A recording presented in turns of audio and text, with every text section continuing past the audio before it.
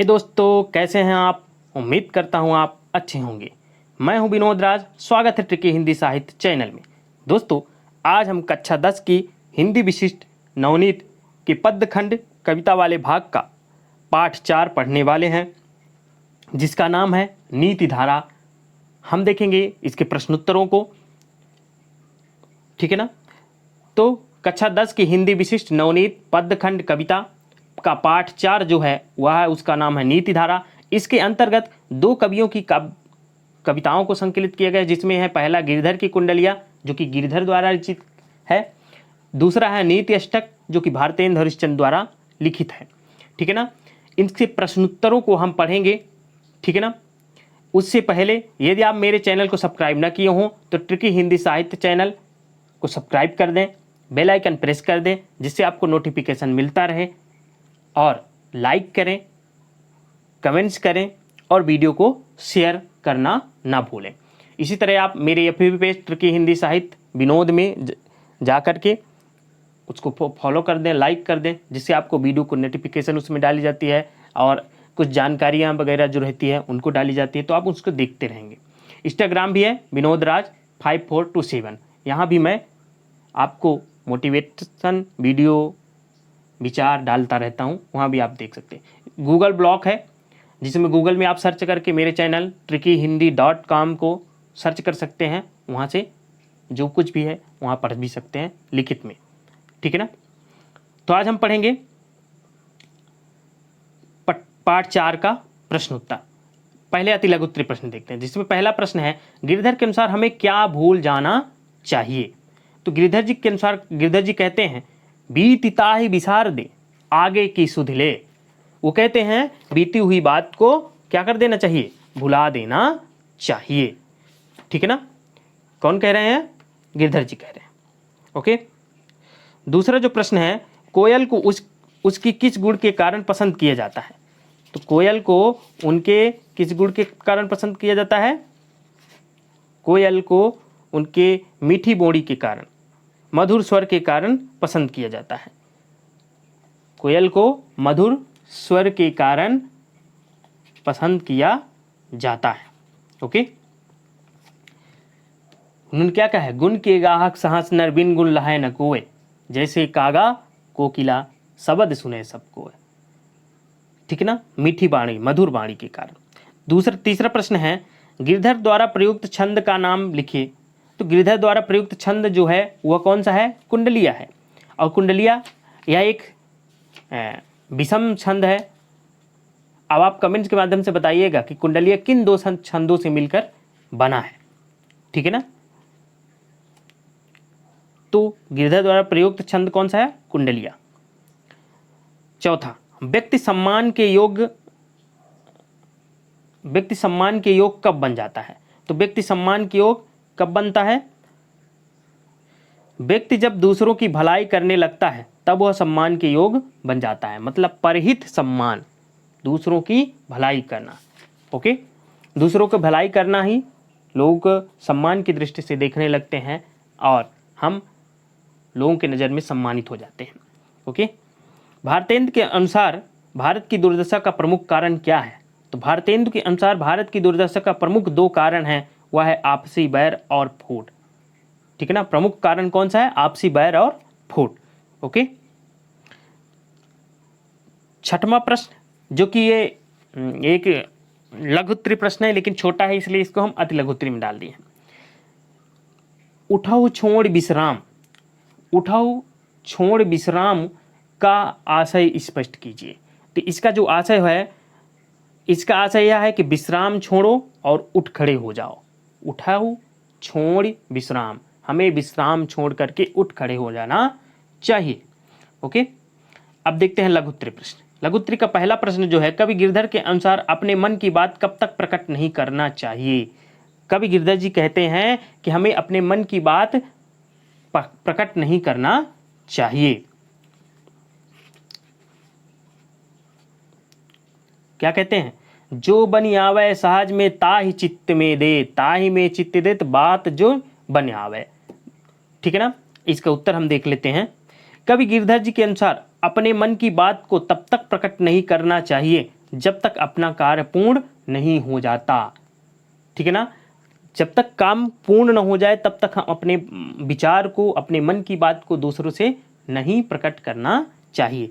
जब काम सफल हो जाएगा सभी को बिना बताए ही पता लग जाएगा।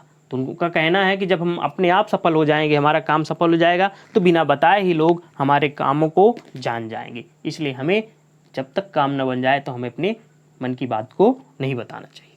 ओके, दूसरा जो प्रश्न है, धन दौलत का अभिमान क्यों नहीं करना चाहिए? धन दौलत का अभिमान क्यों नहीं करना चाहिए? धन दौलत का अभिमान इसलिए नहीं करना चाहिए क्योंकि धन की देवी जो लक्ष्मी का स्वभाव क्या है? चंचल है। तो धन की देवी लक्ष्मी का स्वभाव चंचल है, वह स्थिर होकर कभी नहीं रहती हैं। जब धन दौलत स्थायी नहीं है तो उनका गर्व करना सर्वथा अनुचित है। इसलिए हमें धन दौलत का अभिमान नहीं करना चाहिए क्योंकि हमारे एक जगह पर स्थिर नहीं रहती। नेक्स्ट प्रश्न है, कवि गिरधर गुणवान के महत्व को किस प्रकार रेखांकित किया है? तो गुणवान व्यक्ति को सभी चाहते हैं, जैसे कौवा और कोयल दोनों का एक रंग, किंतु कोयल की आवाज़ मधुर है, कौवा की आवाज़ कर्कश है। इसलिए सभी को कोयल अच्छी लगती है और कौवे को सभी अपवित्र मानते हैं। इसी प्रकार गुणवान व्यक्ति का विशेष महत्व होता है। तात्पर्य यह हुआ कि जो गुणवान व्यक्ति होता है, जिसके अंदर गुण है, कुछ वो गुणी है, तो उसको, उसके महत्व को सभी लोग ध्यान देंगे। जैसे कोयल को सभी महत्व देते हैं, कौवे को कोई महत्व नहीं देता। ओके, चौथा प्रश्न है, भारतेंदु जी ने कोरे ज्ञान को परित्याग करने की सलाह क्यों दी? तो भारतेंदु जी ने कोरे ज्ञान का परित्याग करने की सलाह इसलिए दी क्योंकि कोरे ज्ञान से कोई व्यक्ति माननीय नहीं हो जाता। वही व्यक्ति माननीय होता है जो परहित के लिए कार्य करता है। क्या करता है? परहित के लिए कार्य करता है। जो गुणी व सज्जन हो, वह जिसमें जन सेवा की भावना हो, वही क्या करता है? सम्मान के योग होता है, माननीय होता है। अगला प्रश्न है, सम्माननीय होने के लिए किन गुणों का होना आवश्यक है? सम्माननीय हम कैसे बन सकते हैं? हमारे अंदर कौन कौन से गुण हों कि हम सम्माननीय बन जाएं? उसके लिए उत्तर जो है कि सम्माननीय होने के लिए व्यक्ति का गुणवान होना आवश्यक है। जो गुणवान होते हैं, परहित के लिए कार्य करते हैं, जन सेवा करते हैं, मधुर बोलते हैं, वह सम्मान के पात्र होते हैं। ठीक है ना। नेक्स्ट प्रश्न है छठवां, बिना विचारे काम करने से क्या हानि होती है? समझाइए।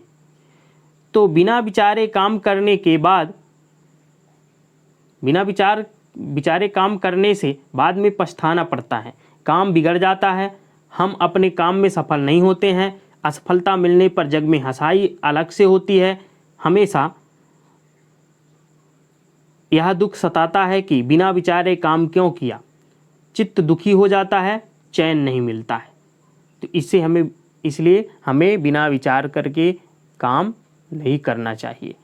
मतलब हमें विचार करके काम करना चाहिए। पहले काम करने से पहले उस काम के बारे में सोच समझ लेना चाहिए।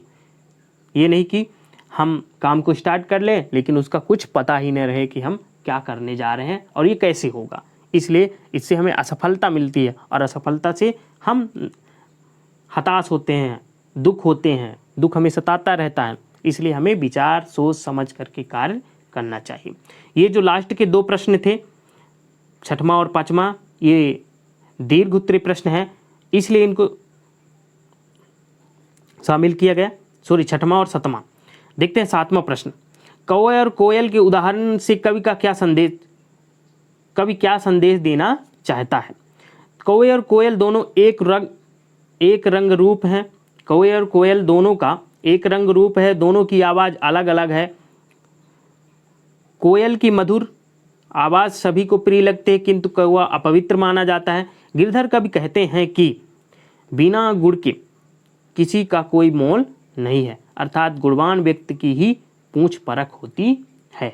तो कौवे और कोयल के माध्यम से कवि यह समझाना चाहता है कि गुणवान व्यक्ति का महत्व ज़्यादा होता है और गुणी का कम महत्व होता है। ठीक है ना। ये छठवां और सातवां प्रश्न जो है ये दीर्घ उत्तरीय प्रश्न है, इसलिए शामिल किया गया है कि ये कभी कभी पूछे जाते हैं। वैसे दीर्घ उत्तरीय प्रश्न पूछे नहीं जाते, उनको छोटा करके पूछा जाता है कभी कभी, अधिकांशतः नहीं पूछा जाता, कभी कभी पूछा जाता है।